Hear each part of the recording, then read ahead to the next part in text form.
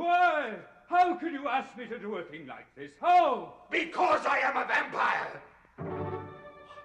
I must have blood. No, this is more madness. There are no vampires.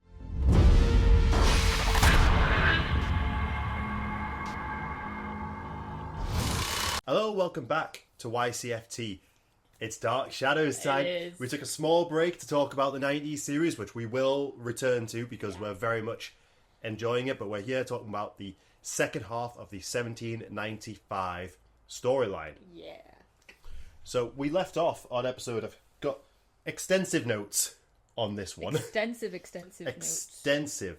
I tried to dress slightly more period accurate. This hat is period accurate, but not continent accurate. Also, jeans and Friday the 13th t-shirt is definitely accurate to the 1790s. Sure. I did my research. Sure. So we left it off around episode 411. So at this point, Yes. Barnabas has become a vampire. He's confronted Angelique, killed her. It was amazing. We said probably, well, it was at the time the best episode in the show. Yeah. And in my mind, I'm thinking, how does the show beat this? Mm-hmm. Well, it does. In this second half, there are so many moments I'm like, this is the best episode.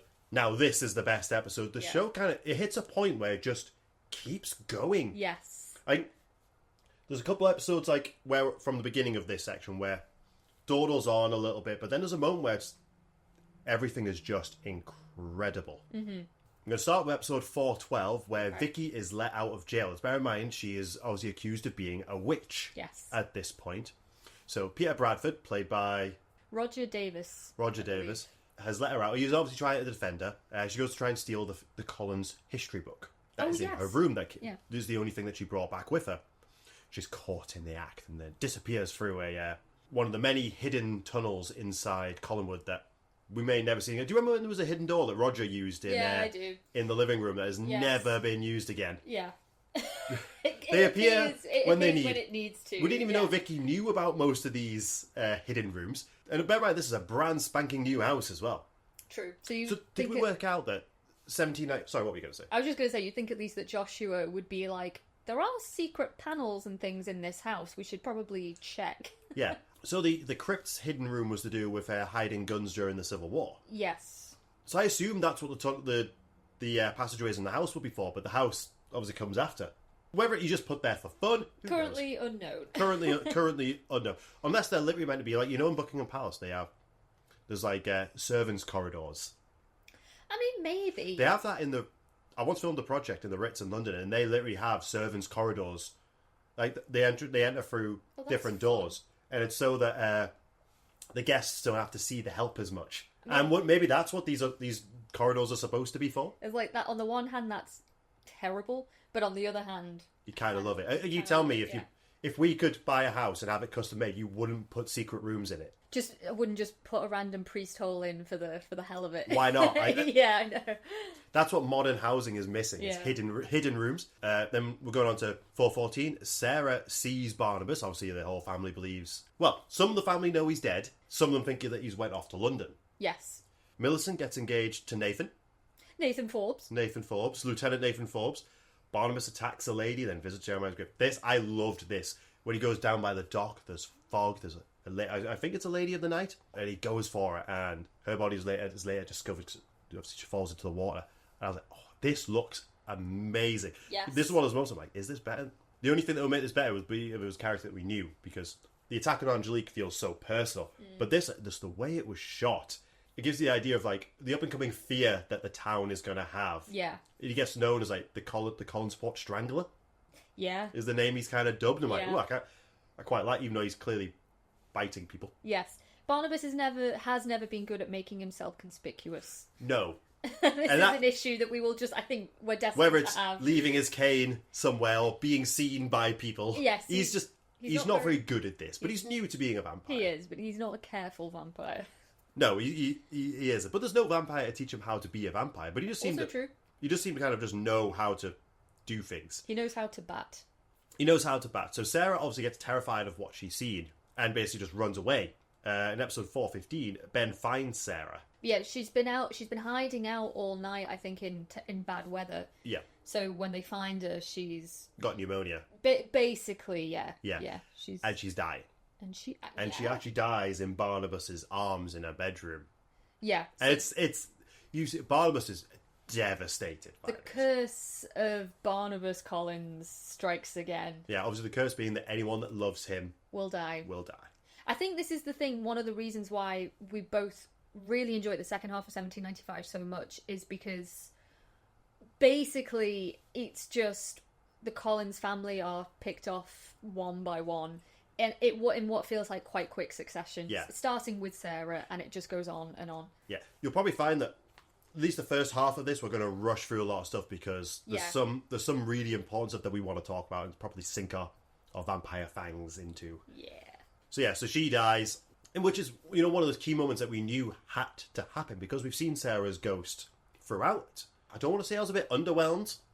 I think by it. The thing that kind of... I think the reason why is we don't have a lot of scenes with Barnabas and Sarah together. No. So we're told that they have a very close relationship, but we don't see it. Much like we're told that, you know, Vicky is a governess. We don't actually see that in practice. We just assume that it's happening. Well, later on we hear about a lot of the things she's been teaching them. So it would have been nice to have seen her do her job. Yeah. We'll get on to Vicky. Yes. Would it be a Dark Shadows episode with YCFT if we didn't have Vicky annoyances? The Vicky rant. The Vicky rant is coming. Yes. The following episode, we see obviously Joshua's reaction to his daughter dying. Yeah. He confronts Vicky in jail, so he now actually believes that it is Vicky that is responsible for this. It's a great moment. Louis Edmonds. Louis Edmonds, throughout this whole arc, has some incredible fun. It's kind of like that reminder of why he was picked for the roles that he plays. Like, he is so good. Why did you kill my daughter? What has the Collins family done to you that you should wish this upon them? I tried to save her. You knew about her impending death. I think he's the best out of the lot of them, actually, for this particular span of episodes that we're going to deal with. Yeah. He's very good, actually, yeah. Barnabas wants Ben to stake him in the morning. Ben can't do it. Ben can't do it. He can't bring himself to do it. End my torment. Please, I beg you.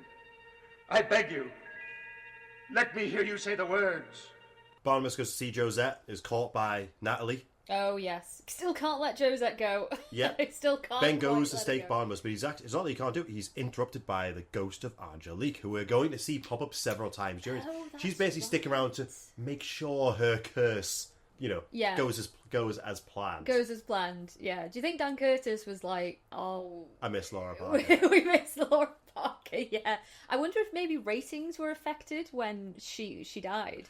So then they were like, oh, we need to I highly doubt it, because we're replacing the villain of The Witch with a vampire.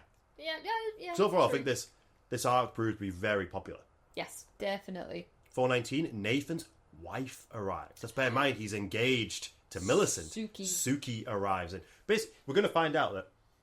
So I think the evidence was kind of there in the first half that Nathan is a piece of shit. See, I just want to say, and it will probably come back to this in a bit more detail later on, but Nathan, it felt like a genuine stab in the gut when I found out just how diabolical Nathan was. Because for a while I was watching him and I was like, are you going to be the hero of this? Are you going to be the hero? Like, are you really in love with Millicent? We have to bear in mind, he's not Joe. He's not Joe. But for a while, the show, teeters on, it could go either way. Yeah. And so he goes full in on being a villain. When we realise, oh my god, he is an actual piece of shit, I felt so betrayed. in a way that I wasn't expecting. Yeah, Joel Cromer's good. I feel like he gets so much more to do in this part. I feel like in the first half of 795, he's kind of there just to be like, hey, it's Joe, he's a different character. Now let's make him a proper character with a story, and that starts with his wife arriving. Suki. Basically, I think she saw the engagement announcement. Yeah. And she's kind of there. She wants money. He wants the divorce to go through. So it's a return to a classic soap drama. You know, a hidden wife coming to blackmail her spouse. Yeah. So the following episode in 420, Suki arrives at Collingwood and lies to Millicent, saying that she's Nathan's sister. Barnabas is then seen in the window, and Barnabas appears in Josette's bedroom and bites her. So he can't quite leave Josette alone. He's such a perv. Introducing a new female character at this late stage can only mean one thing. Yeah. we need victims for Barnabas. Yes. And most of his victims do tend to be women. He has a type. 100% has a type, yeah. Young, attractive women. Yeah. I say I put 421 down and then just didn't write any notes after it, so I'm assuming things must just... it must be one of those episodes where there's kind of... in case you've missed something, let's just catch up on it. I'll catch up. 422, Barnabas gives Josette his ring. So he's starting to influence her. Yes. So he obviously wants to be with her in death. The ring is also significant because it's mentioned in the history book. Yeah.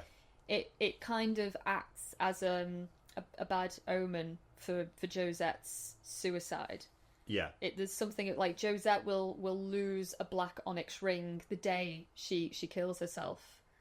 And of course, they think that everything's fine because Josette doesn't have a black onyx ring.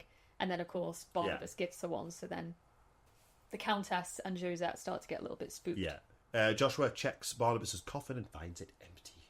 I can't remember the reasoning why he checks the coffin. I think it's maybe just because Sarah had said that she'd seen... No, I think at this point there's been a few sightings, because Millicent, I think, is adamant that she's seen him around, and there's been a few... And people, I think, like with the attacks of the women in the town... Yeah, there's definitely... Suspicion, because Barnabas is not very good at this. No. I do love, again, having this in colour. Like, I love the fact that his coat is clearly a type of green that would stand out in black and white, because it would have been shown still in a lot of black and white episodes. But with the frills and everything like this, Barnabas has style in this. I really like it. He's not conspicuous. He stands out like a sore thumb. He really does. Then I've just got a note saying, cool Barnabas window shot. And he attacks Suki at the old house. Yes. It's cool. Like I say, we've introduced a character and a few episodes later. Just instantly killed her off. Just to kill her off. But it raises the stakes for Nathan. Because in the following episode, Millicent finds Suki and Nathan's marriage certificate. Yes. Throughout this, I've forgotten the actress that plays Millicent now. Nancy Barrett.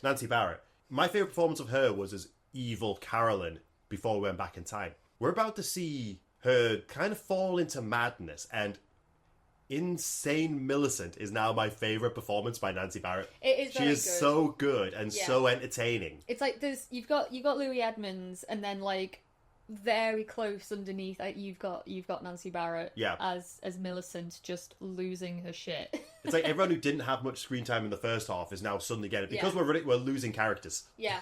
There's more screen time available. Millicent has a very nervous disposition anyway, but then when she is betrayed by Nathan, weren't we all? And it just kind of like sparks this descent into literal madness. Now we have quite an important episode coming up, which is going to be one of our first signs that let's stop and actually discuss this. Episode 45. Angelique, the ghost of Angelique, tricks Josette into going to Widow's Hill and shows her future as a vampire. Makes her afraid of Barnabas, and she falls to her death while Angelique laughs. We knew this had to go. The death of Josette it's something that's kind of established so early on in the show.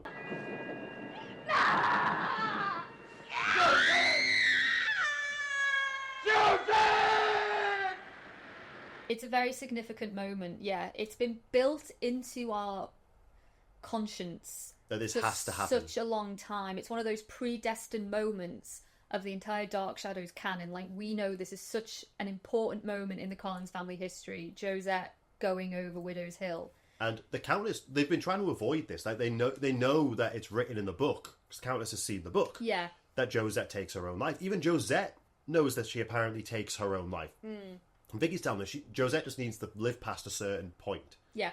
There's some stuff I really love about this. Like, I love that it's Angelique showing her what Barnabas truly is. Under the guise of helping. Because Josette doesn't know that she was a witch. No, she has no clue. She thinks Vicky is the witch. Most people think that Angelique is still alive, that she's just left. True. Oh my god, that is true, yeah. Yeah. The only people that know that she's dead are Barnabas and Ben. That is very true, yeah. Everyone else just thinks she's buggered off, yeah. Which is interesting, because then Joshua was trying to buy her out, and then suddenly she just disappears. Yeah. You can also debate whether or not she falls after seeing Barnabas or jumps. I think it's a bit ambiguous. It's very ambiguous, and I think so. And you don't see her falling because it's daytime television. It's one of those moments, like where she falls over and the scream just kind of like descends. The scream was piercing. It hit me. It's one of those like It just gets quieter and quieter. I think we both agree that it's very anticlimactic.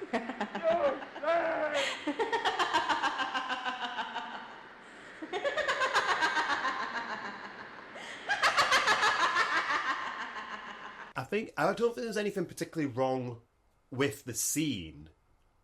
As I love the visions of her as a vampire. I think that looks really cool.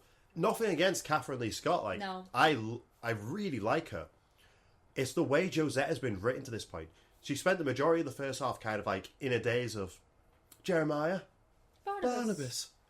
Who am I? Who am I? Where am I? What am I doing? She had such a career at this point of just playing confused. Yeah.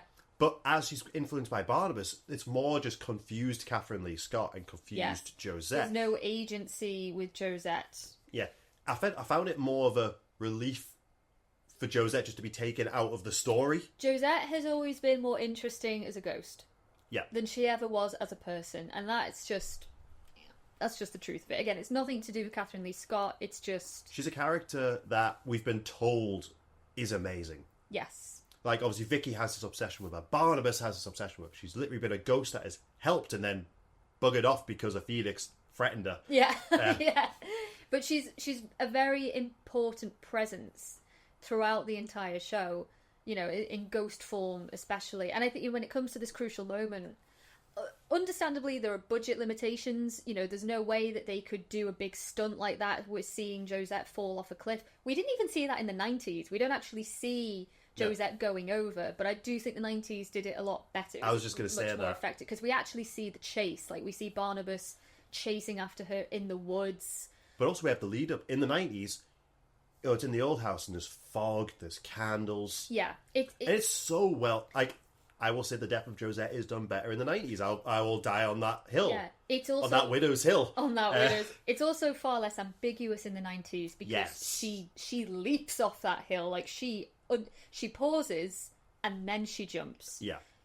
The 60s show, it's 50-50. Does she accidentally fall backing away from Barnabas, or does she decide, no, this is it, this is where it ends for me? Yeah. It's a bit ambiguous.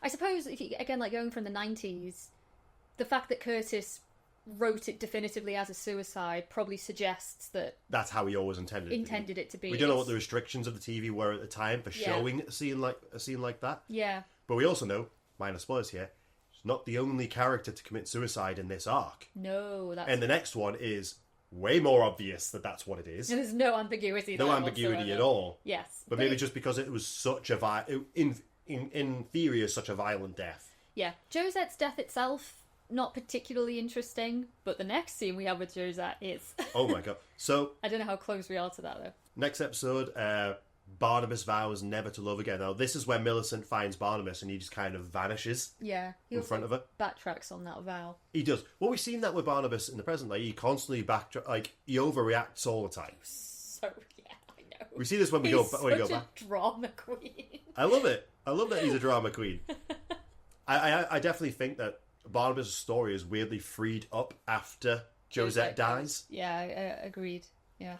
427, Vicky's witch trial begins. And it seemingly never ends. To be fair, it doesn't go up. There's definitely a point where it just stops for a bit, and I was like, it's actually kind of refreshing not to have to deal with this witch trial. Yeah. It does get annoying.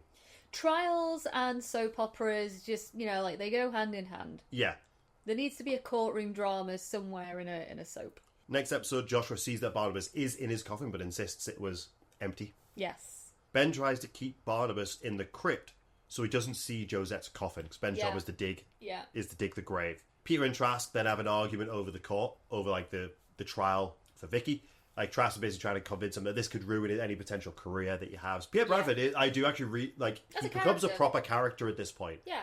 And I do really like him. And I think as the show goes on, we often question, we'll get into this, why did Vicky go back? Yeah. And I'm starting to realise the reason she went back is to lead into a sort of lovers across time thing tied in with her and Peter that comes into play in future arcs that we've not seen yet.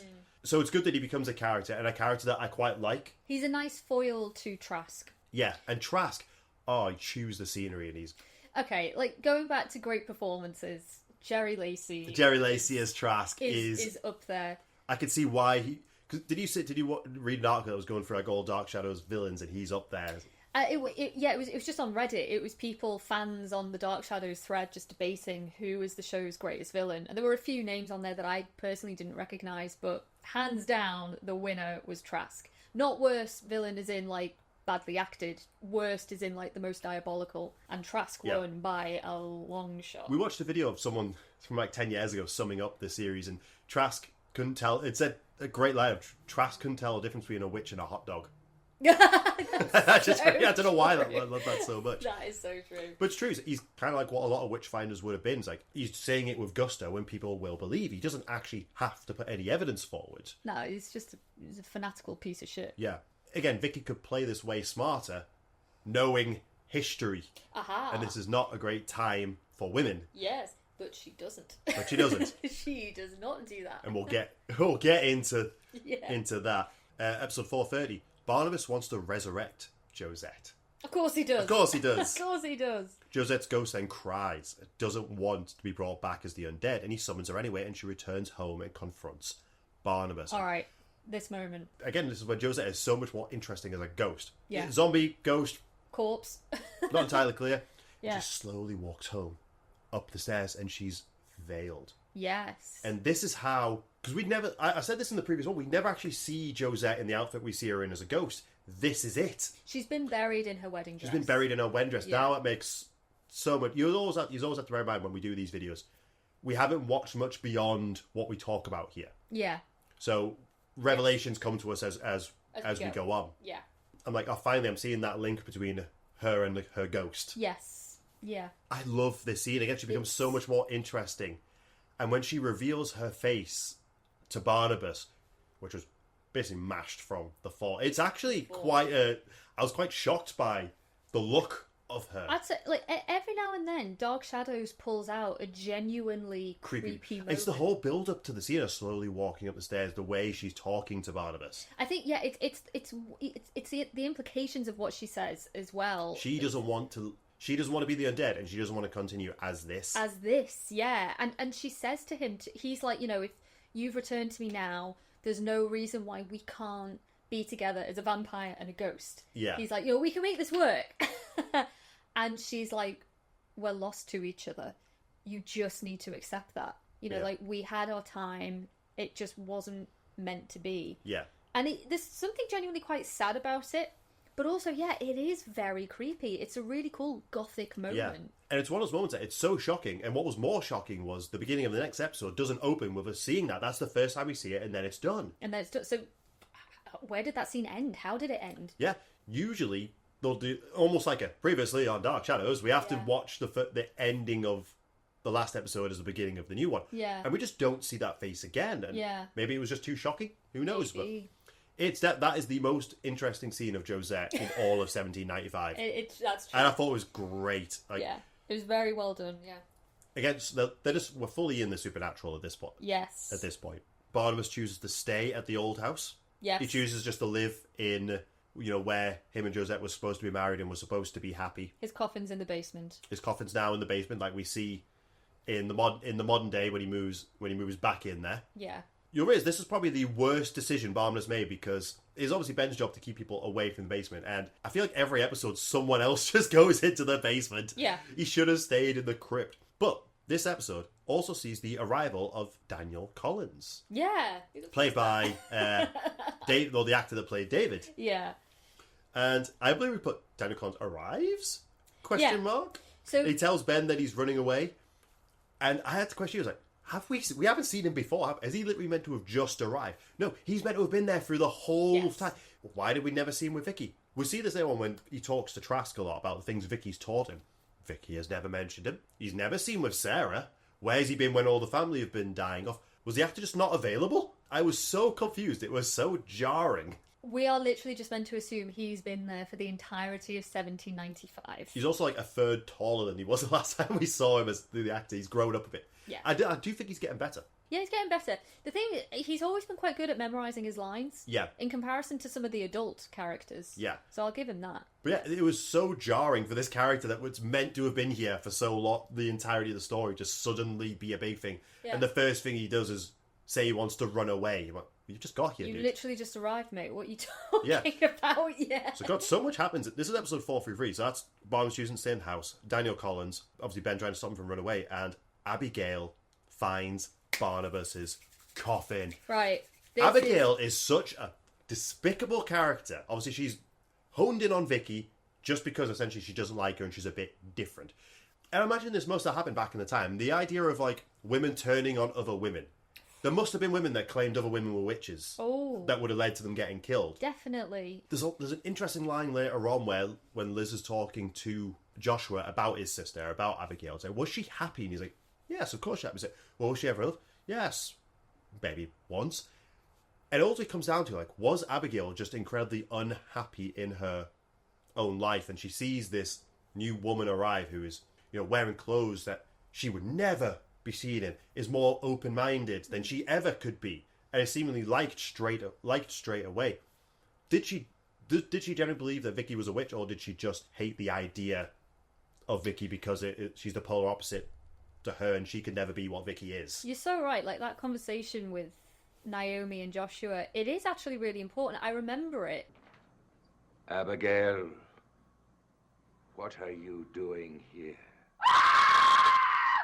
It contextualized Abigail as a character so much, because prior to this she's kind of just been an annoyance and most people just kind of like just shake it off. The only person that takes her seriously is Trask, because it leans into his beliefs. She's an antagonist for that reason alone. It's like she is a threat to Vicky, so therefore as an audience we are meant to dislike her, and of course we do. But yeah, that conversation between Naomi and Joshua, it does make you think, well, hang on, you know, like she was a young woman once. You are sort of left with this impression of, you know, maybe she's been hurt in the past, like her dreams never became a reality, so she's fed all her energy into religion. Because she's never even had a home of her own. She kind of always just lived with her brother. No, so it's she's never had that independence, and she an element of repression maybe, and it's ultimately led to her living this very pious, very fanatical life. Well, we have the next episode, 432. Abigail doesn't believe Barnabas when he tells her that Angelique was the witch. This is honestly... when Barnabas's coffin opens up. This episode here, this is when I was like, we can't beat this. This episode is the best. I really did. I admitted it. No, the witch just wants to terrify me. You are a vision. We have this fanatical character being confronted with the truth, and she still doesn't believe. My mom says there was a witch. And, yes, Victoria Winters, I was right. I know, Angelique. And she straight up refuses to admit that she was wrong. Face the truth. For once you're going to. I won't believe what you say. You're going to hear it at least. You were right about one thing, Abigail. There was a witch at our house. Victoria Winters. Angelique. Oh, the devil would expect me to believe that. She helped us. She thought you fools. And I genuinely believe that by the time of her death, she genuinely still believes that she was right. I think so. She's literally being confronted with the truth. I remember there was a scene that was so weirdly framed of them stood next to each other, and I don't know what was up with that. But this whole moment, I love it. It's like she tries to leave to go get the Reverend Trask, and Barnabas just stands on the stairs and blocks it. We know what's going to happen here. Don't touch me. Why does the devil always want to touch you? Why do you think that? I'm sure you're as wrong about him as you are about Miss Winters. I was not wrong about Miss Winters. Because Barnabas has also been very clear he does not like his aunt. No. And she's kind of always just got in the way.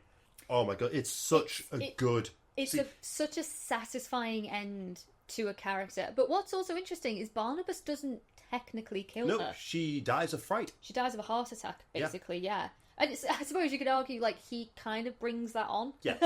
But, you know, he didn't touch her.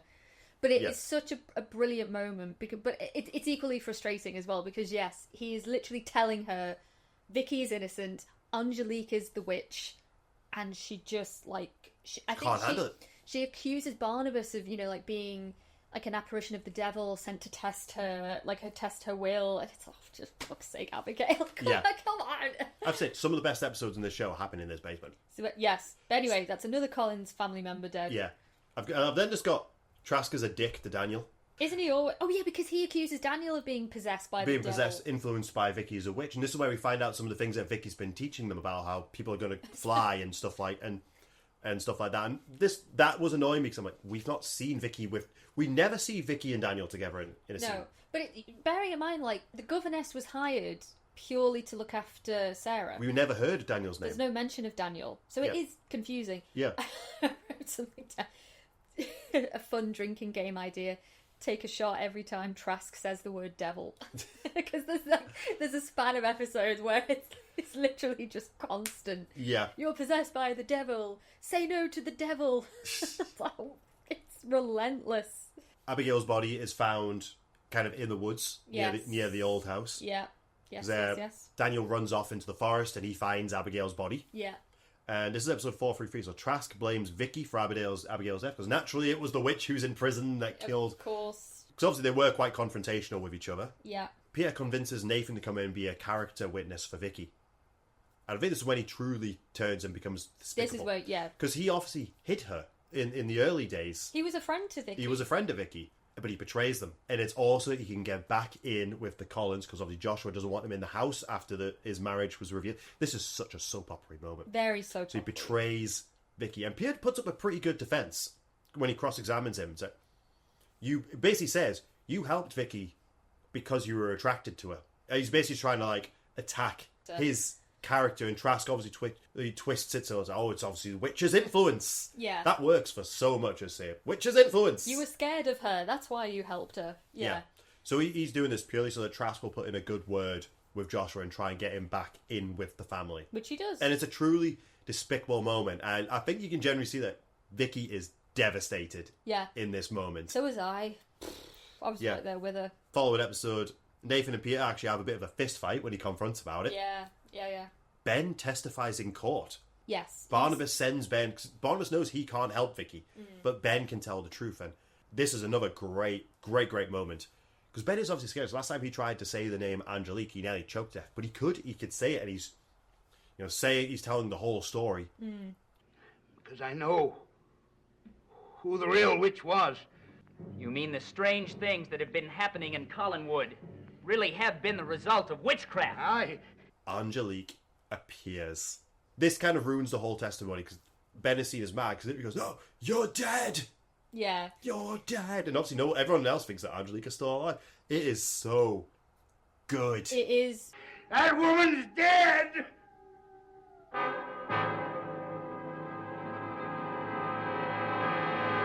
It's a great moment.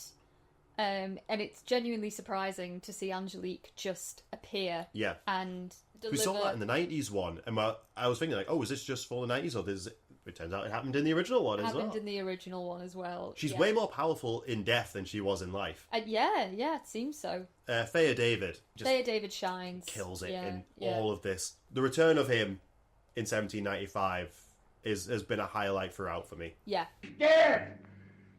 I seen her in a coffin. I buried her in the woods near the cemetery. I move that this man's testimony be stricken from the record. And I demand that he be given a chance to explain. I think what's interesting as well in that moment is Peter, as part of Vicky's defense, he lays it out, in terms of in terms of motive, why it makes more sense for Angelique to be the witch than Vicky, because what has Vicky gained from any of this? Yeah, whereas when you look at Angelique, she married a very rich man. She became lady of the house. She became Mrs. Barnabas Collins. She suddenly became very wealthy, from the position of a serving girl. Her class totally changed. It's like, it kind of does make sense that Angelique would weave this kind of magic. But then because Ben gets scared, his whole testimony gets cast out. Yeah. Exactly. Oh, and we see her just vanish at the end. And she literally just fades away, yeah. I think that is literally just, we want to bring Laura back for this. Yeah. Nathan then confronts Ben, wanting no information on the Barnabas sightings. Because at this point, Millicent wants to find Barnabas to duel Nathan for her honour. Yes. She wants Barnabas to shoot Nathan because she thinks he'll do it because he did it against Jeremiah. Yeah, Millicent keeps seeing Barnabas around, and everyone just keeps writing her off. Like, you oh know. no, he's in London. And she's like, why is everyone lying to me? Why is it? I know he's here. Yeah, it doesn't help her madness. No, it absolutely doesn't. Nathan actually kind of listens, and he puts two and two together, and he realizes He can use this to blackmail. that Barnabas must be here still, and there's a reason that the family don't want his presence known. Yeah. So yeah, blackmail. Blackmail. Episode 437. So Vicky, in court, says that she's a time traveller, then says something stupid. That is my note. Will you tell the court the year in which you were born? I was born in the year 1946. Peter suggests that she just go all in on, look, just tell the truth. Yeah, it's all we've got at this point. Explain the weird fabric. Explain how you came to travel past. And to be fair, it works. Yes. Because I suppose if you've got a court that's willing to believe in witchcraft and curses, yeah, I suppose time travel's not that much of a stretch. But also what helps her is the book. Yeah. Peter presents the book to the judges. And even they're like looking at the photographs. He's like, what is this? And they pay attention to when the book was published. Just the quality of it. And you can sort of see in their faces like, okay, all right, this is a bit strange. Makes sense. Then Trask gets to ask her questions. And this is when Vicky fucks it. Because she mentioned that she was doing a seance. It was we were having a kind of a meeting. What kind of meeting? Seance. What? There's no way for him to disprove anything that she says. Now, she could say anything. Just say there was a storm, and she ends up back in time. But no, she had to say she was doing a seance, which is the devil's work. Yeah, and Vicky, you are stupid. Might as well just put the noose around your Yeah, own neck, she is sentenced to death. Was this the first time you had ever taken part in such an unholy rite? You don't understand. Answer me. No, but it wasn't like that. It wasn't the way you make it look. And perhaps you are not the way you look either. She was so close. You managed to convince convinced the judges that you're a time traveller, and you were pretty much going to get off with that. Yeah. Like, even if because I think they're still in the back of their mind taking Ben's testimony into consideration here. She could have just lied. There's no way that her theory could be disproven. Exactly. Of something that she was going to do 200 years in the future. Vicky has never played anything smart. No. And she takes the whole she's under oath way too seriously. And she condemns herself. She condemns herself. Yeah. Yes, it was stupid. I imagine Peter just goes home and just hits his head against the wall. Probably. Yeah. Yeah. It is such frustrating. I know in the previous video, which we rewatched and lead up to this, there's a great line that, as I class it, is a great line that we say. It's like, I'm not a witch, I'm a time traveller. Why would anyone believe me? I mean, it works for her. Yeah. Until it she fucks it up. And yeah. My God. Yes, absolutely. So she's found guilty. That's the end of the trial. Sentenced to death. Yeah. I just so wasn't asked by Vicky's witch trial. No, I think I've talked in previous episodes that, when I started watching Dark Shadows in years past, I dropped off mid Vicky's witch trial, and I think looking back it was probably because it felt like it was just going on way too long and Vicky was making stupid, frustrating decisions. So I'm, we're now at the point where I've beaten my own record. I've now passed my original endpoint. So with do you Dark not make Shadows. it to the end of? No. That's the interesting thing, though. You're in just fresh episodes. I'm in new territory. So I initially predicted that you were like 1 or 2 episodes away from. I think no, it was that you were. It was earlier than that, definitely. About 20 episodes off. Yeah, because I don't think I saw the episode where she's found guilty. Yeah. It was definitely like they were still like mid defense. And we actually take a big break from Vicky now.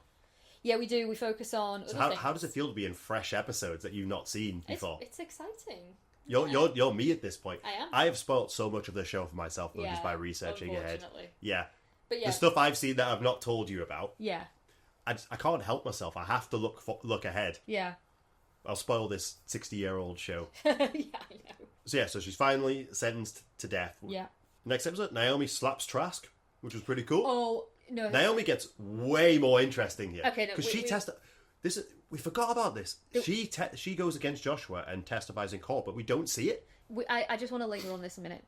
because this is one of my most favourite moments of the entire show so far. Naomi has been a fairly passive character because of the time period that she lives in. You know, she has a husband that's quite authoritarian and very unsentimental, not very affectionate with her, and she's not been able to take part in the trial. She's lost her daughter, she's lost her son. Life is just very terrible for Naomi Collins. And we get a moment where Trask goes to visit the house for whatever reason. I can't remember why. And Naomi and Trask have a confrontation. And Naomi demands that Trask hit her. And it's so brilliant. And she just goes on this tirade and she just says to him, you know, it's what you do best, isn't it? Targeting defenseless women. You'll be sorry you did that, Mrs. Collins. Why don't you strike me back, Mr. Trask? Isn't that what your usual method? Striking defenseless women? And she literally like eggs him on, like, hit me, go on, hit me, hit the mistress of the house, I dare you, and see what happens. Hit me and see what my husband will do. And it is so brilliant, because you can tell Trask is like, he's not used to being confronted in this way. Yeah, he's not. And it is, it's just a great moment from Naomi. And it's we've not seen that kind of, like, action from her before. And of course he doesn't, but she hits him. Yeah. She gets way more interesting from, like, this point onwards. She has so much to do. A juicy moment. So much juicy stuff happens. In that same episode, Barnabas starts to haunt Trask. Like, he's angry. He is really we see, like, angry. floating hand with a ring. He starts, like, fucking with him, essentially. Properly messing with him. And yeah. What we got next, Nathan spies on Ben when he's drunk. Barnabas attacks another woman in the pub, but is interrupted by Nathan and leaves his cane behind to be discovered. Yes. God's sake, Barnabas. Yes. You gotta be smarter about this. You have this one-of-a-kind cane. Yeah, I know, the most recognisable cane. The most recognisable cane. Nathan discovers Barnabas, briefly. Barnabas leaves the dead body at Trask's home. Yes. Trying to set him up. Yeah. That's great. Trask is then beholden to Nathan. Yeah, Nathan comes back by and sees it. We've got blackmail going on left, right, and centre. He's still trying to wean his way back into the Collins family. Yeah, and, absolutely. Oh man, it's fantastic. It's very good. And Nathan staged a kidnapping of Millicent using a friend of his whose name I've completely forgotten. Yeah, it's just a mate of his in the Navy. Using Barnabas' cane. So he turns up just in time to save her. So then Millicent's like, oh, Nathan. My hero. My hero. My hero. Joshua, we must forgive him. The engagement's back on. Yeah, I know. And it works. Nathan. It absolutely works. You weasel. The Countess has suspicions of Angelique. This is... Okay. I love the second half of 1795. Still a few wonky moments. One of the biggest wonky moments for me, I think most of the family discover too late that Angelique is also, the Josette's bitch. dad disappeared fucking ages ago. Yeah, we forget about Andre. Yeah. Well, at one point, we forget about the Countess. Yeah. As well. Because at one point, she just kind of leaves. Yeah. Without us finding out. And I'm going to guess that the actress had another job on for a bit. Yeah. Is what I'm assuming. Yeah. Just because of how different she looks when we see her in the future. I do just think that is a bit of a letdown. Because we've known for hundreds of episodes Angelique is the witch. Well, also... And the family members just come to find that out a little bit too late. For me personally, anyway. Millicent and Nathan, they get engaged again. Joshua threatens to declare her insane in order to break up the marriage. Yes. Nathan blackmails Joshua over Barnabas. Joshua then finds Barnabas' coffin again. So yeah, Nathan has seen Barnabas, he has his cane, and he believes that he is the Collins Fort Strangler. Yes. And that he's blackmailing... Obviously, Joshua is surprised because he's like, well, my son's... It is my... He doesn't say it outright. He's like, my son is dead. He's like, my son is... So who the fuck are you dead. seeing? Yeah.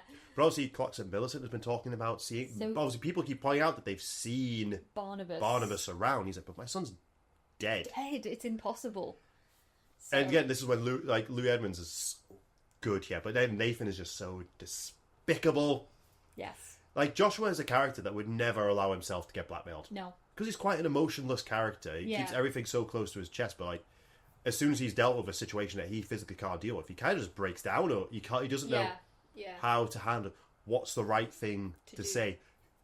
And it's just a really, really well done. It's such a soap moment of blackmail. We've got murder, we've got blackmail. As further, I think we were at one point we watched like 12 episodes in an evening. It was just because really we were just good. like, we have to Yeah. keep watching. Yeah. It's like, no, we got to go to work tomorrow. We have to go to We bed. have to stop. We just couldn't. Yeah. We couldn't stop watching episodes. Yeah. And I can't remember the last time the show did that for us. Yeah, exactly. Well, it was the 90s one, actually. We couldn't stop watching that. That was Yeah. great. Yeah, episode 446. Joshua obviously sees Barnabas rise from his coffin, believes that he doesn't believe that he's dead. He must have just mistaken that he was alive. This is, again, one of the greatest moments of the whole show. Joshua It's this whole seeing episode. his son. Yeah. Basically gives him a pistol and tells him he should shoot himself. He goes upstairs. He hears the gunshot. Assumes it's all done with. Comes back and obviously sees that Barnabas is alive. And he basically calls him a coward for not being able to take his own life. Because I think he just assumes that his son has just become a murderer Yeah. at this point. Doesn't really question the coffin. Joshua then shoots Barnabas himself. And nothing happens. He says, "Oh, shoot me, nothing will happen. I will not die, for I am the undead," or something along those lines. And Joshua just can't answer. Why? Like, why can't you say it? Why can't we end this? And he goes, "Because I am a vampire." Why? How could you ask me to do a thing like this? How? Because I am a vampire! I must have blood! No, this is more madness. There are no vampires. It's incredible. And we rewound it like twice just to rewatch that moment. The We next actually episode did. opens with it again. It is fantastic. And Barnabas finally confronting his father about what it is. It's so that he good. is. It is so good. That whole moment, from the moment Joshua opens the coffin and he's confronted with his son, and talking about Louis Edmonds, it's like, this is a man that has the weight of the world on his shoulders. Like, His family are dropping like flies. the horror of this situation, and not only that, but then, oh my god, my son isn't dead, my son is alive, but also kind of dead. There's a curse on him. Vicky is not the witch, it's Angelique. Angelique is the witch. And Angelique is dead. He finds out so much in such a short span of time, and then we get that brilliant declaration of Jonathan Frid, "Because I am a vampire." It's so great, and I think it might be the first time that Frid has said the word vampire. It is. It's not the first time we've heard it in the show, but It's the first second time, I think. It's such like a stark declaration. And then we were reading, like, I think it might have been one of our books saying that It was in the day book. comparative to, like a son essentially like coming out to his father. Yeah, because there's And a scene later on where Joshua's talking to Nathan. Nathan doesn't know he's a vampire. He's like, no matter what he's become, I will always protect him. And you can see this as a coming out, especially considering. Well, I find it interesting considering the Joel Crothers was gay, but he hid it. Mm-hmm. We saw his obituary. It says he died of like cancer, but we know he died of AIDS. There's Yeah. very few people that knew. Don't know whether or not he hated being what he is, or if he just kept it hidden for his career. Well, I think Joel Crothers, he was out to friends and family, but to the wider public, he kept And the fact that his own obituary was hiding it. I know. So I just find that contextually that scene is interesting. Well, Seeing also- a father that is accepting of what his son is, to an actor who himself wasn't acceptant of what he is. You can absolutely like analogize it, and if that's a word. Yeah. and see the comparison. There is a reason why horror is so popular with underrepresented communities. Yeah. Because you recognise yourself as the Yeah. other. Could we rewatch the scene with that knowledge in mind of like, is like Barnabas coming out to his father, and it's like, oh my god, it works. It really does work in that context. Mr. Collins, what is he? He is a vampire. A vampire? Yes. Barnabas has been placed under a curse. But let's also bear in mind, it's not entirely known whether or not Jonathan Frid was straight or gay. Yeah, he was a very private man. He was a very private man. But there's no known romantic relationships with either or. So we don't know. I think it is suspected. It's that suspected that he might probably have been a bit was. closeted. Yeah. So again, it like with that context in mind, watching that scene takes on another deeper level potentially. Yeah. But it is just a great scene, and I completely see the analogy of yes, like obviously he's coming out as a vampire, but you could look at it in a different way, and the scene still works. It works on so many levels, and then you have a father just trying to deal with this admission and not being able to cope with it. Sexuality and sexual awakenings, they always work so well with vampire stories. Of course they do. And so it makes sense that they would work so well with this one. Absolutely. It's as just... well. It wouldn't surprise me if later on when we get to a werewolf storyline, it becomes an analogy for like a, coming of age puberty storylines. They usually lean quite a bit into that. But it does help put more gravity to these scenes. It's just a slam dunk moment for the show. And what I really love about it is that it kind of triggers a newfound alliance between father and son for the remainder of 1795. Yeah. Like, Joshua begrudgingly becomes his son's ally. Yeah. There's also an interesting conversation of why doesn't Joshua die? It's because Joshua can't truly love. Yeah. The curse is anyone and everyone who loves Barnabas will succumb to the curse and they will die. Joshua is literally like the last Collins family member standing. Yeah. He doesn't really love his son. He's incapable of it. I think there's affection. There's a conversation later on between Naomi and Joshua, and so he basically kind of admits that he has always cared for her, but he doesn't think he ever loved her. Yeah. And it's just we don't think this character is capable of love. That doesn't mean he doesn't care deeply for people. Yeah. But he is so withdrawn into himself. Yeah. And keeps everything so close to his chest that he's denied himself the ability to love. To love. And ultimately that's what saves him. Yeah. Makes him a very complicated character. He does do his damnedest to try and help his son because he refuses to believe that this is it. He refuses to believe that, his son is just destined to be a vampire for eternity. He's like, well, no, if someone put a curse on you, there must be a way to remove it. Yeah. And you get the impression like this man will travel the ends of the earth to try and find a cure for this. And it leads to him confiding in Natalie. And, again, Natalie realises that Angelique was the witch and not Vicky. And Natalie gets in touch with an old woman, like a soothsayer type of woman. I can't remember what her name is. I can't. Yeah, the next episode he moves Barnabas into the tower in the main house. Not the smartest move. No, because everyone sees the candle light and is like, well, no one goes in there. Why do we even have a tower? Yeah. I questioned that as well. Like, half this house is... Yeah. I know the Mondays say, we don't have any servants anymore because we don't need them. They never had any servants. I never... Yeah. The only servant was Ben and Angelique, and one of them is dead. And one of them is dead. Then Nathan and Millicent get married. Yes. Joshua tells the Countess about Barnabas that Angelique's painting starts to glow. Millicent discovers Barnabas again, and he bites her because she goes up into the tower. Nathan basically pushes her to go and check it out because he's basically just gaslighting her into thinking she's insane. He's a gaslighting psycho. Yeah. Mysterious woman arrives. Natalie basically calls out. Ironically, that she's basically doing black magic, and that's what Vicky is being executed for. The hypocrisy of Natalie is ridiculous. Anyway, continue. And Joshua does say he's going to try and help Vicky. He's going to send letters to the courts and see if he can... Yeah, get a stay of execution. Yeah. Doesn't work. No, it doesn't work.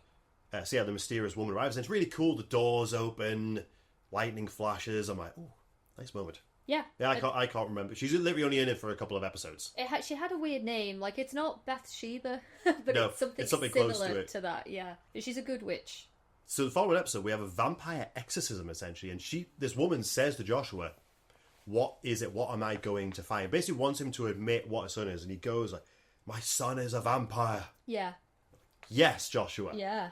451, we have the exorcism, and the witch woman just burns to death. Angelique is just too powerful. Angelique is too powerful for her. Yeah, so the curse remains. Yeah. But it's a fun moment. It is. It's cool. I like seeing Joshua go to the ends. I think he disappears for a bit because he goes to... Boston. He goes to Boston. We find out he's there after he's just been disappeared for a bit. But he's got there specifically to research vampirism. Yeah. And curses. Yeah. So again, he's going to the ends of the earth, which seems to be Boston in all these stories. Maybe Burke would have survived if he flew to Boston instead of over the Atlantic. Yeah. This show has just not stopped. I'm aware of just how many crucial bits we're talking about here, but yeah, Millicent starts to go mad basically right after being bitten by Barnabas. And Nathan has no patience for her now; she's going crazy. But it does kind of lead into what his plan is. He could probably either not kill her off, or basically get her declared insane, and he will gain her fortune. But Millicent pulls a blinder on him. To kind of prove to her family that he's not interested in her money, signs over her entire fortune to Daniel. Yeah. Baller move. And she only tells Nathan that after they're married. Yeah. And you can see Nathan is so angry. But he pulls it back, he comes back, and because she's kind of losing her mind a bit, it's like, I don't care about the money. It's after a conversation with David where he's like, I don't even want the money. She can have it back. Like, I can't use it anyway. She's basically my guardian. Like, she's in control of my finances. Yeah. David's like, oh. I think he then wants to adopt Daniel. Yes. But Naomi, who's never trusted Nathan, gets one over on him again and has the foresight to send Daniel away. Well, that's after something else happens. Oh, yeah. Well, Liz knows Barnabas is alive in 452. She does learn that, yeah. Yeah, Joshua fails to overturn Vicky's ruling. Peter breaks Vicky out of prison and she gets shot in the shoulder in her escape. Shit, yes. Yeah, so that's all in one episode. Oh my god, yeah. Yeah. This is what Peter is I think one of the only truly good characters in the show. Like, he's Peter. Yeah, his moral compass is straight. Yeah. He's like, he loves this woman, he knows she's not a witch, and he's going to try and save her. Yeah. Yeah, absolutely. Yeah. That Team really Peter. happens. Team Peter all the way. Vicky then has a dream or a vision of Daniel's death at the hands of Nathan. So she doesn't trust Nathan. Yeah, so she now believes that this is what she was sent back for, was to save Daniel. Daniel's then kidnapped by Nathan's friend, who's a terrible actor. He's truly terrible. Daniel escapes. He's been chased. Vicky kills him. Vicky does kill Daniel's kidnapper. Yeah. She shoots him. Yeah. Naomi sends Daniel away for his own safety. This is after... Daniel... I do definitely prefer Daniel Collins to David Collins. I think just the actor's grown up a little bit. He's got a bit more to do. But Daniel saves Vicky. He takes her back to the house. Yeah. And he confides in Naomi, and the two of them sort of work together to give Vicky shelter, which I really like. I like that, because there was a time where Liz believed that she was the witch as well. She was in grief. Yeah, exactly. Yeah. But now she's, obviously wanting to save her. She wants to save her. Yeah. There's always been, no matter what time period, I think Naomi or Liz, whatever incarnation she is, will always feel a maternal instinct towards. Yeah, I mean, let's be fair. Unofficially, she is. Vicky is her great something grandmother. Yeah, that's true. If you go on the Dark Shadows wiki, it does actually say that Elizabeth Stoddard Collins is Vicky's mother. Yeah. Which we all assumed, and we know from that reading that table reading that they all did. It's basically it's canon. Yeah. Yeah. You can tell early on. That's why Liz was paying the she was receiving the orphans receiving money for her care. It was obvious from the beginning that Liz is her mother. I think that the fact that they cast Alexandra Moltke primarily because they thought she looked like Joan Bennett. Yeah. That alone is like they clearly had it in mind, but they just for whatever reason never developed it. Yeah, and obviously Alexandra ends up leaving probably before they had a chance to wrap up that story. Exactly. Yeah. Yeah. So I really like all that. So yeah, Vicky kills Daniel's would-be kidnapper, and Peter is arrested for it. Naomi finds Barnabas's coffin. Yes. Then Naomi sees Barnabas bite Millicent. Awkward scream. Yes. Is what I see. Yes, it was a very awkward scream.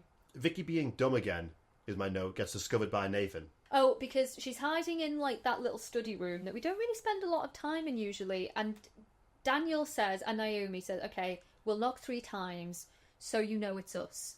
Naomi has a little moment with Vicky, basically says goodbye to Vicky. Yeah. Like a final goodbye, leaves, and then immediately there's 3 knocks on the door, and Vicky unquestioningly opens it, even though Naomi has literally just left. Yeah. She doesn't question as to why there would be another 3 knocks on the door, and it's Nathan. And she is arrested. Again. The witch. I've caught the witch. Even though he knows Vicky is not a witch.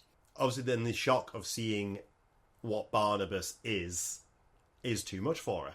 Naomi drinks poison and goes to confront her son. And she also that's when she has that conversation with Joshua, where she's like shocked to find out that he does actually care for her. She's just had enough. And you can't really blame There's so her. much death in her family at this point. Obviously, Millicent is going crazy at this point. She's had to send her only remaining child away for his own safety. Her son is the living dead. It's just too... When you always said like there was one suicide that was clearly... There's no two ways you can cut it. Yeah. That is this. She straight up just drinks poison. Yeah. Goes and says her goodbyes. She writes a letter. She pours the sachet into a brandy glass, and you see her knock it back all in one. I mean, it's quite like it's a slow burn, and then like as a viewer, you're just waiting for the inevitable. Like you're waiting to see her buckle and fall, which we inevitably do. But yeah, in front of Barnabas again. She doesn't die in Barnabas's arms, but she collapses in his arms. and then Joshua arrives. And it's a big... I misremembered it. I always thought that Naomi went mad with grief. But that's something that the 90s did. Yeah. That the revival did. It's not something that we saw in the soap. She's just too grief-stricken to carry on. It's tragic. And she became such an interesting character for a bit, again. We've missed a massive moment. What? Trask. Did I? I don't think I made a note on this. We need to devote a moment to the end of Reverend Trask. Apologies. For some reason, I must have just got really excited when watching the show, and I just didn't write a note. It happens, like we mentioned earlier, Barnabas starts fucking with Trask. Like, he starts creating, like, visions, really scaring him. Obviously, he plants the body of, like, the tavern girl in Trask's room. Trask is kind of getting towards the end of his tether. He's going mad. He's going mad. Obviously, he's been slapped by Naomi, so, he's in a bit of a precarious situation with the Collins family at this moment. And I can't quite remember what leads him to going down into the base. He has a vision of Abigail. He has a dream of Abigail. And Abigail tells him, go to the old house. Yeah. The answer to everything is in the basement. So he does. I think that vision had been manipulated by Barnabas somehow. Yeah. So he goes into the basement and he is confronted with Barnabas. Barnabas tells him everything. Barnabas tells him the truth, confronts Trask with the knowledge that it was Angelique, that you've convicted an innocent girl. He forces Trask to write down the confession, write down the truth. Because he thinks it's going to save his life, and he said, I never said. I never said anything. I never said I was going to let you go. No. It's like, you assumed. No, you can't kill me. I signed my confession. You confessed voluntarily. I never said I would free you. No. It's another thing. We saw it in the 90s one, and I was thinking, God, is this how Trask dies in this one? He doesn't bite him. No. He doesn't die of a heart attack. No. He bricks him into the wall. He chains him up and just builds a wall in front. Every time we've seen the basement in modern day, there's a skeleton behind that wall. Trust Jerry Lacey's performance. I can't believe I didn't write a note on this. Is incredible. He is terrified. He's begging for his life. It's really eerie. Like, it gets to the point where there's just one brick that's left. And he's so petrified, begging, and then you just see Barnabas slide the last bracket, and then it's darkness. He is entombed alive in the basement of the old house. Oh my god! Like, it's incredible. It is possibly the most satisfying end to a villain of any TV show I have ever seen. Yeah. And again, just that added knowledge of any time in the future where we are in that basement. We know that Trask is still behind that wall. The note doesn't ultimately end up helping Vicky. No, Angelique sees to that. Peter disappears for a bit to go to Salem, which is where they think Trask has run off to. And they're like, no, he's not here. So no one knows where Trask has gone, and we know. You're right. It is such a satisfying end to such a despicable character. And I love the fact that he got told that you were wrong about everything. Every single thing you have been wrong. Yeah. He's not steadfast in his belief like Abigail was. He begs. He's begging. Begging because he's a coward and he's a weak man. Total coward. Yeah. But Jerry Lacey kills it. He's very good. And again, Jonathan Frid also kills it. You see what I mean? Like we keep hitting moments where this is the best moment in the show, and this is another one. Like, yes, this is great. I don't know if it's as good as Abigail's. But it's so close. Oh, I loved it. No, I absolutely because we have more to come. Yeah. Still, but we are getting quite close to the end. So anyway, fast forward to where we were. So Liz Naomi kills herself. Yeah. Joshua is basically the last one standing, because Millicent is something of a bit of a lost cause. She's just too far gone at this point. Well, Joshua's basically declared that Angelica's just going to be scrubbed from all the history books, which is why there was no mention of Barnabas getting married. Yeah, he in says, the book. Joshua basically says something like, history will remember what's written. Yeah, which is why I suppose it's kind of a way we can get away with how like there's so much inconsistencies with the histories. Yeah. It could just be that it's been manipulated by Joshua. Yeah. The note I made for episode 459 is just Forbes must die. I think I made that note because we're so used in the modern day, like Burke Devlin must die tonight. Dr. Woodard must die tonight. It's the first time in the past we've had Barnabas say his line of must die. Forbes must die. He must die. No, Barnabas! Why do you care about Forbes? If he hadn't told my mother about me, she would still be alive. Barnabas blames him for his mother's death.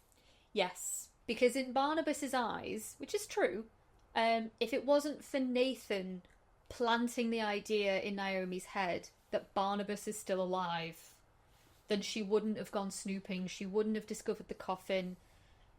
And you can argue that that's true. It was because of Forbes that Naomi eventually led to, she did what she did. It's the reason why Joshua never wanted to tell Naomi the truth, because he knew, she won't be able to handle it. So Barnabas, he blames Forbes. And he confronts him in the Blue Whale initially. Yeah. He appears in front of him. Barnabas... I can't remember how Barnabas gets his cane back. No. But Forbes, he sees Barnabas and his initial impression is, oh, you're alive. It's true. And he shoots Barnabas. And nothing happens. And, fair play to Joel Crothers, because, I fully believe that this is now a very scared man. Yeah. Yeah. When the clock strikes 9, you will die. And Barnabas basically gives him half an hour to live. I'll give you a 30 minutes head start. Yeah, he basically tells him at 9 o'clock, and we're like, how long's that? We see the clock. Oh, he's literally given him 30 minutes. He's got, basically enough time to get to Collinsport and then have 15 minutes left. He begs for help from Ben, who has no sympathy. Ben basically tells him what's going on, and he's like, I'm telling you all this because it's not going to help you. And he does it with such a smile on his face. Because at first we're like, why are you revealing all... Because he reveals how to kill him. Yeah. He's like, well, you got to go get a steak. And Ramin tells him that information's not going to do you any good. Only you won't live that long. Tomorrow morning, you'll be dead. You can only do it at sunrise. Too late for you. Yeah. And he goes to Joshua, but begs him for help. Joshua even says, I'm almost tempted to help you. I almost wish I could help you. But there's nothing I can do. My son's wrath, I can't control it. This is on you. Yeah. And so because even he's like, I also blame you for Naomi's death. You are a piece of shit and you deserve to die. Yeah, it's great. You see the fear and you see the crossbow and he's like, well, it's basically a stake. Yeah. It's basically a flying piece of wood. And he tests it against the door. He's like, right, that's where the heart's going to be. And he stays in the study basically armed and ready, and we see Barnabas' feet walking through the house. Heading towards the room. He opens the door and he shoots him in the chest. And you think for a minute, ooh. It's like, oh. I suppose the only downside is we know Barnabas has to survive because he has to get locked in the coffin. Yeah. The next episode, he's like, you missed my heart. He was just off and he strangles Nathan to death. No! Didn't hit me, Forbes. It didn't hit me. Trask was incredibly satisfying. This was incredibly satisfying. Because so far, Nathan is the only person who's actually tried to fight back. Yeah. I thought, are they going to try and make a hero arc, a redemption arc for Nathan? No. To essentially make him almost like the vampire hunter? Nope. Nah. It's so satisfying. So satisfying. Joshua says Millicent is... All Millicent kind of remembers, because her mind is so... All she remembers is breaking off her engagement. Yeah. So the marriage is basically just annulled. So what happens is, even before Barnabas kills Nathan, Barnabas has a conversation with his dad where Joshua agrees, I promise I'll kill you. Yeah. Gets Ben to move his coffin back to the crypt. Like, I'm going to kill... we'll do it there. We'll do it We there. can't go on. You can't keep killing people. And Barnabas is at peace with that. He's happy to end things, but like he wants one last hurrah where he kills Nathan. Yeah. So Nathan's dead. They have a conversation together where Barnabas is like, well, what will happen now? And yeah, Joshua says, look, I'll fix the history books. No one will know about Millicent and Nathan's marriage. I'll just get it annulled. It will disappear. He's going to adopt Daniel and raise him as a son. He even says, I hope I'm a better father to Daniel than I was to you. He's like, Millicent is basically insane, but I will look after her as best I can. As if he were his own daughter. And Barnabas says, well, do one thing for me and set Ben free. Because, Ben has been loyal to me. He's been a good servant. He's protected this family. It's been really nice to see Joshua and Ben's relationship change. Because Joshua hates him at the very beginning. Yeah. Obviously, he's caught stealing at one point because Angelique made him. But he comes to rely on him. And it's ever since Barnabas' death when he sees how much Ben cared for Barnabas. But he's come to rely on him. Mm. And he says, loyalty is rewarded. And he gives him a bunch of money. He says, you can get pretty far on that. He says, you've got, you have your freedom. You've earned this. Yeah, you have earned your freedom. And you see Ben is like so, like, oh, I'm free? Yeah. I'm free? He asked me to give you your freedom. My freedom? Yes, you are to leave Collinwood, to go wherever you choose to go. Free. Kind of like, it's a nice way for these two characters to end their story together. Joshua tells Ben, move his coffin back into the mausoleum in the secret room. But what Joshua intends to do, he's not going to stake Barnabas. I don't think he can't quite bring himself to end it. What he says is that when I went to Boston, I learned that if you put a cross on the inside of a vampire's coffin, it will pacify them. And they can't do anything. Yeah, it has to be a silver crucifix specifically. I think it has to be a silver one. So he says, I'm going to put the cross on the inside, and chain it up. Yeah, he asked Ben to chain it up for him. Which, he's like, we will never go in there again. Which, of course, we know that happens. That's how Barnabas is discovered. He was my son. He was my heir. The heir to everything I've tried to accomplish all my life. Whatever has happened to him, I couldn't forget that. If a silver cross is affixed to the inside lid of his coffin facing him, Barnabas cannot move. If anyone should get in this place and open the lid of this coffin, Barnabas would be able to roam the world again. Fair, we didn't know there was a crucifix inside his coffin. No, I mean, there is the argument to be made, It's cruel. Just staking Barnabas probably would have been kinder. But I like to think that the crucifix inside the coffin kind of like maybe paralyzes the vampire. Because if Barnabas is conscious for 200 years, that is cruel. That is cruel. So I'd like to think that the cross must do something else. Yeah. So and then there's that brilliant moment where, we see Ben like tying up the final chains on the coffin, and then he says his goodbye to Barnabas, and then the camera just kind of pulls back. We kind of see how we first saw the coffin. Yeah, we know Barnabas lies there uninterrupted for 200 years. But it's also made, Joshua has become probably like one of the best characters in 1795 over the second half. He really is great. He really stepped it up. Yeah, he is brilliant. And it's like, he's not the most likeable of characters. It's like, did this man deserve to be like the sole survivor of this family? Apart from Daniel, but Daniel's only been in it for like 10 episodes. We mentioned earlier that the show forgets about Natalie. Natalie is also a survivor, but we don't see her. After the witchy woman turns up, we just don't see Natalie. It's like she's just gone. It's literally like the show just kind of forgets about it. I suppose maybe she just leaves for Martinique. Again, she finally leaves, but anyway.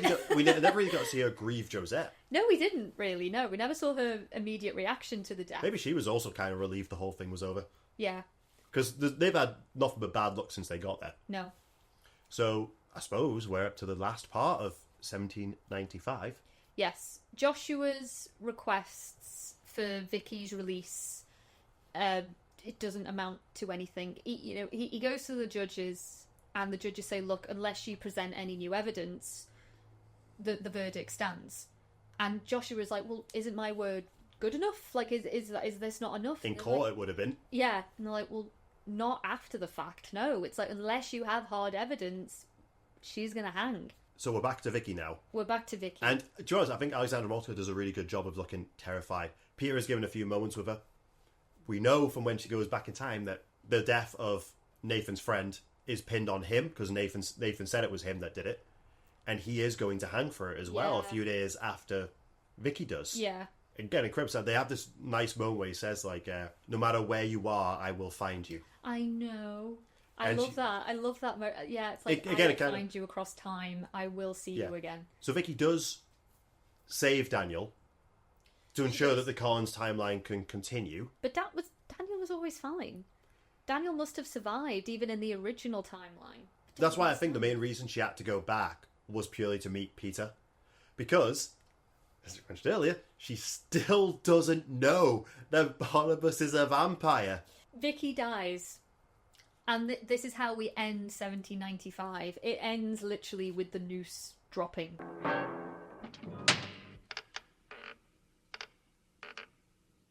It's very, very well done. May God have mercy on your unrepentant soul. And she looks terrified. And then we finally cut back to the present day. It literally ends with the trapdoor The noose dropping. And that's it. That is the end of 1795. What a wild ride. It is a wild ride. We watched a few episodes. We watched a few episodes afterwards. beyond. And I think it wobbles a bit here as well. Because now we finally find out how much time has passed. Whereas in the 90s one, it's literally day for day the same. Yeah. We get to see... they live out their reality with Phyllis Wick. With Phyllis Wick. Yeah. Whereas in the soap, it's not the case. I do think the execution scene is done incredibly well. It's harrowing. Yeah. I can only imagine watching that live and be like...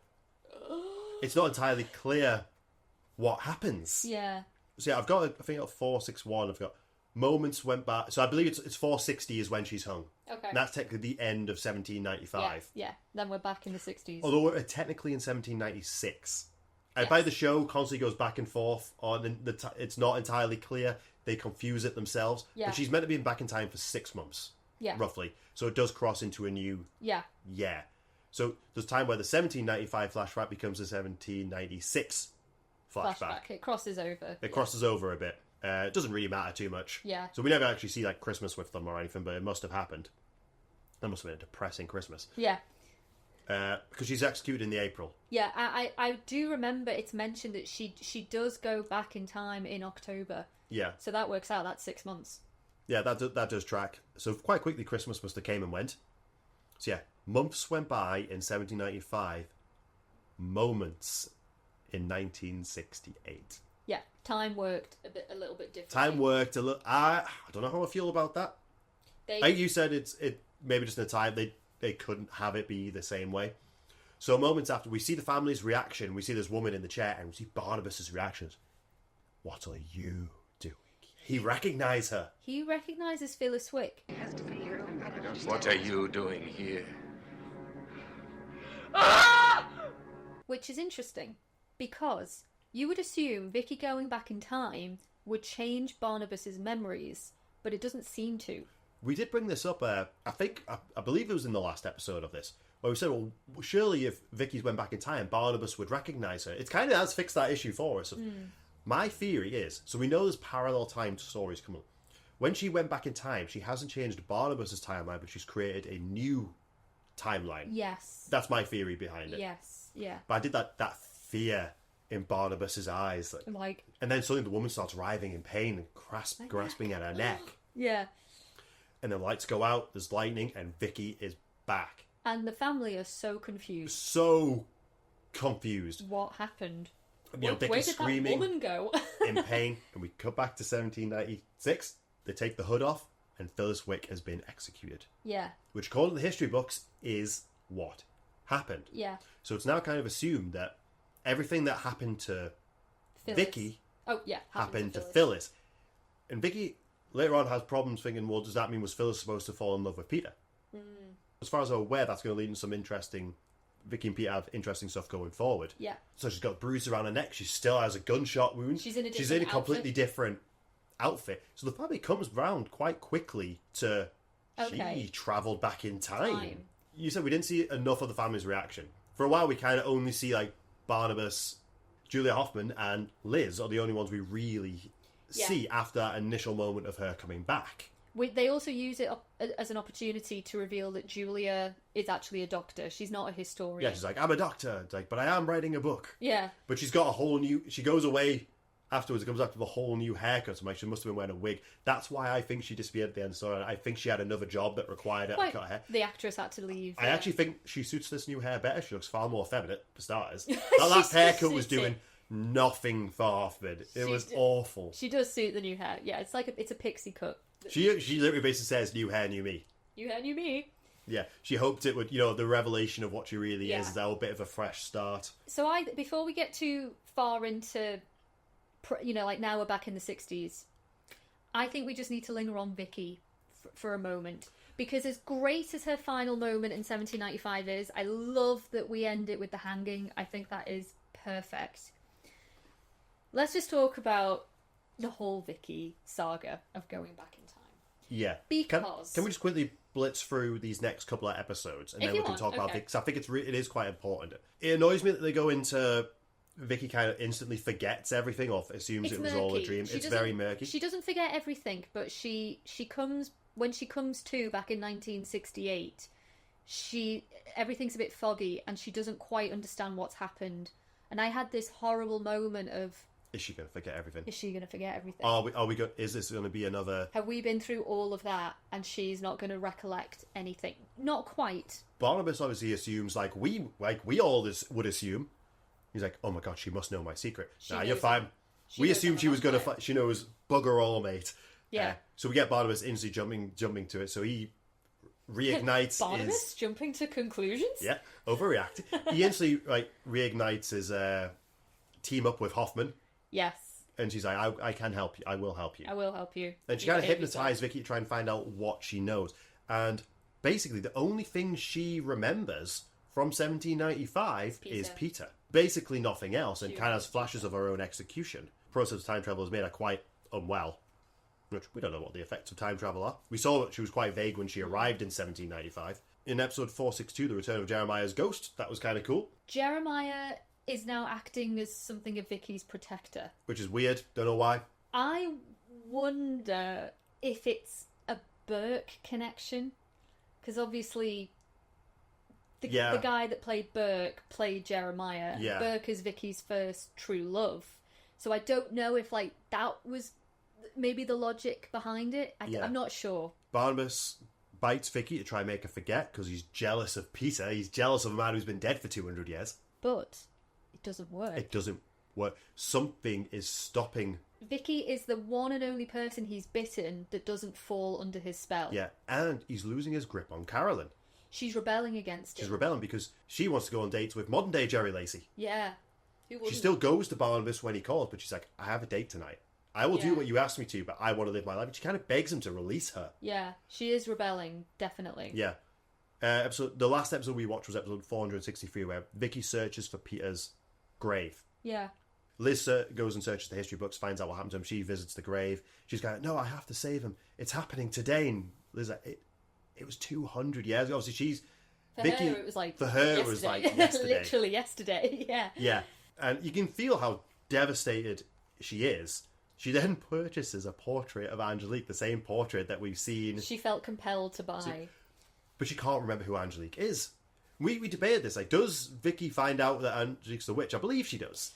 So I think she is, at the very least, told that they suspect Angelique. And of course, she was there, obviously, in the trial when Angelique appeared and Ben gave his testimony. Yeah. So I think whether Vicky comes to believe in witchcraft or not, she knows that the family did come to suspect Angelique. Yeah. Modern day Trask, so Jerry Lacey, discovers Barnabas and Carolyn, like him biting her, assumes that they're dating. Yeah. And they're cousins. He makes a joke about, rich people keeping it in the family. There's some new music, which we don't often get in the show. Yeah. That's when Carolyn's like, you have to let me go. Yeah. I have to live my life. Barnabas destroys the portrait and it repairs itself while the ghostly Angelique laughs at him. That's as far as we've got. That's as far as we got. So my notes are going down now. I had that temptation. We need to watch more, but this is a great moment to stop because new stuff's going to have to come on now. Do you know something I was genuinely really impressed with? Is when we do come back to 1968, So the moment Vicky appears back at the seance is almost like how seamlessly the rest of the cast adopt the 60s counterparts. We spend so long with them as their 1795 characters, and then it literally does feel like blink of an eye. Oh, here's Roger, here's Liz. Yeah, it's also like seeing Barnabas in a suit rather than in his frills. I'm like, oh god, yeah, this is modern. Because the set doesn't look that different in the the main house. It was kind of fun. You could instantly tell. Oh, we're back in the modern day. There's no traces of the previous characters. It's like, oh fuck yeah, we're back, and it's, I don't know, it was just very seamless how the actors like just managed to switch them back into those characters. Yeah, it was really cool. Overall, I loved 1795. Yes, second half was I think more stuff happened. Well, the best moments in the show were in that second half. Arguably, like the ending maybe was a bit rushed for something that took 100 episodes to build to. Still works. It rushed a bit. It still works. I do think they've fumbled. Because ultimately, like we said, what was the point? I know it's called the 1795 flashback. Well, it's basically what it should have been, just a flash. There's no need for a time travel element in there. What made Vicky travel back in time? Why Vicky? Because I wrote a few things down. What does she discover when she's there? She discovers that Josette was engaged to Barnabas and that they were in love. That's not something that the history books talk about. She knows that Millicent married Nathan. Yeah. She learns that Nathan was a bad person. She learns that maybe Angelique was the person behind everything, which arguably is probably the most important thing that she does come to. Which might come if she at some point remembers who Angelique is. That she'll know, Angelique, okay, I shouldn't trust you. That's even though she doesn't recognise her in a portrait. Potentially the most important thing. Yeah, but she doesn't find out about Barnabas. No. That secret is safe. Which we do in the 90s version. Vicky works it out. And it does lead to, because we're having to now jump through hoops to try and work out why is she gone back in time? Oh, it has to be to meet Peter. Oh, maybe it was to ensure that Nathan didn't kill Daniel. Because the obvious reason why she should have been sent back was to discover what happened to Barnabas, because that knowledge will help in the modern day. But no. And it's still put her life at risk because Barnabas has naturally assumed that she knows. Yeah. So we don't know why. Because we said this in the first half. Like the 1785 kind of almost forgets about Vicky for a while. It does, yeah. It forgot the time traveller. They thought the time traveller element of the time travel story, and it kind of does towards the end as well. But then, we need to send her back. Yeah. And I love how she comes back. I think it's so cool. It was very cool. I feel very sorry for Phyllis, but that was always her destiny, apparently, was to hang for being a witch. Yes, and potentially to fall in love with Peter. But ultimately, like you said earlier, we're watching the show in real time, effectively, so we don't know if these answers are, if we do get answers to this later down the line. Yeah. But all we know is what we're given so far. We know that the actor that plays Peter Bradford is going to return. He comes back, and we know there's more time travel, there's parallel time. We know that Laura Parker comes back and, little hint forward, ends up married to Roger. Roger has no luck with his wives. No, also has a type. He likes blondes. He does. We know that elements from 1795 are going to seep into the modern day. And the most important thing is Angelique. Yeah. Because her laugh, the minute that portrait arrives, Angelique is now referenced in the modern day. Yeah. Which is something that Joshua tried his very best to avoid. Maybe he even tried to destroy the painting himself and couldn't, so just sold it. Got it out the house. I think he probably just wanted to remove all traces of Angelique. Yeah, so you'd think he would burn it. Yeah. I would say maybe he tried. Maybe just it didn't work. Sell it, whatever, give it away. It's a great story arc. It is. With a bit of fumblings here and there. But I'm kind of excited to be back in the modern day. I'm excited again. Like even just hearing new music, it's like, oh, okay, like this really does signify the start of like a new era for Dark Shadows. But yeah. I think my main bugbear of all of 1795 will probably always be I don't understand why Vicky was sent back. Or who sent her back. She didn't fundamentally change anything, learn anything groundbreaking. Which I forgot most of it. We're assuming it was Sarah's ghost that sent her back. Purely based on the 90s show, right? Oh no! No, we assumed that with this one as well. Because Sarah... It's Sarah that they're talking to when the seance happens. Through Vicky, doesn't she? Yeah. So we're assuming it's Sarah's ghost that sent her back. Yeah. But for what reason? We don't know. We don't. I was thinking, like, is it a fate thing? Are we going to see Vicky in the history books, and it was always just something that's meant to happen? Well, no. When we now know in the history books, it was Phyllis. It was Phyllis, and it interesting to me as well. That's seemingly unless Roger also wrote Vicky out of the history. I don't know. But then again, Barnabas would recommend. It doesn't make sense. Barnabas, as far as we know, Barnabas' memories aren't changed. Mm-hmm. He remembers things exactly how they went back. How they went originally. Lucky for him, Vicky didn't have a big part in his story. Yes.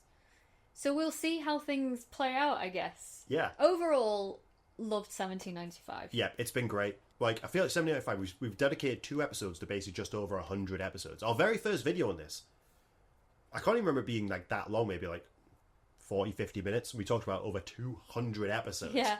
This arc was so interesting. We had to split it up into two relatively long videos. Yeah. Because there's so much to talk about. And what's baffling me is I know that Adam arc is next. We're going into a Frankenstein story. Yeah, I know that there's a Quentin Collins that appears at some point. Well, apparently Dan Curtis loves the film The Innocents, which we may or may not have done a video on that by this point. We're recording it today. And apparently Dan Curtis was a massive fan of it, even to the fact that he did a TV adaptation of it. So yeah, it worked its way into... From what we know, Quentin is inspired by the Peter Quint, Miss Jessel story of the turn of the century. So I'm really interested to see where that comes by. So we're in the 460s now. The first appearance of Adam is... on the horizon. 485, I believe. Okay. So yeah. Okay. Juicy. But almost... Okay. We've been watching a lot of South Park. It's a new dawn, yeah. We'll see if Vicky remembers anything. We'll see when Peter reappears. I kind of know. I've looked forward. I know where this is going. Our roles have swapped. I know. But overall, I've really, really enjoyed it. Our next Dark Shadows video probably won't be on the original show. We'll do part 2 of our 90s one, just because I'm ready to rewatch that again because I loved it. Just brilliant. We know we've had a couple of regular commenters now who are also big Dark Shadows fans, also those who are watching the show for the first time. What's your opinion on 1795 as a whole and Vicky's role? Are you as frustrated as we are that ultimately it just feels like it was kind of for nothing? Except it was kind of pointless. It was just very cool. Yeah. Very, very cool. I'm also going to take this opportunity to throw it off to our channel members. Yeah. So thank you guys for always supporting us. You guys are amazing. You're awesome. I'm sure your membership is purely because you love Dark Shadows as much as we do. As much as we do. Do you have any more notes on this one? No, my book is closed. And the bat, which we actually named this bat Barnabas. Barnabas has had enough. He's had enough. He's had enough now as well. So it's too bright for him. It absolutely is. Like my nemesis of the sun has come back. So thanks a lot, guys. This has been fantastic. It actually has. I'm sad 1795's over. We also find we all often need to take a break after doing a big chunk of them. Yeah. We ended up on the rewatch because after the last video, we watched a few, like a good 10, 20 episodes. Took a few months off from it, then thought, I can't remember anything. We had to go. We had to go back. We had to backtrack. We had to backtrack which we've not had to do before. We had to backtrack to Josette's death again because we just couldn't remember it. Yeah. It's not that memorable. Yeah, I know. I would love. Well, Josette basically says to Barnabas he's never going to see her again. So I don't think we're ever going to see Josette's ghost meeting Barnabas. I kind of answers that question for us. Like, where is Josette's ghost during all of this? Yeah. She doesn't want to see Barnabas. Not just they ran out of ghost budget. She done. I don't know if we ever will see Josette's ghost again. Oh, I really hope so. I said, look, Phoenix basically said, I'm not afraid of you. Be gone. She's just been gone ever since. Yeah, she did. She literally just fucked off. Yeah. But we love Josette's ghost. I missed her in the 90s revival. We'll be done with Sarah's ghost now. Yes. As far as I'm aware, the next ghost is Quentin's ghost. Look forward to it. Yeah. So, thanks a lot, guys. This has been a lot of fun, and we'll see you when we see you. Bye.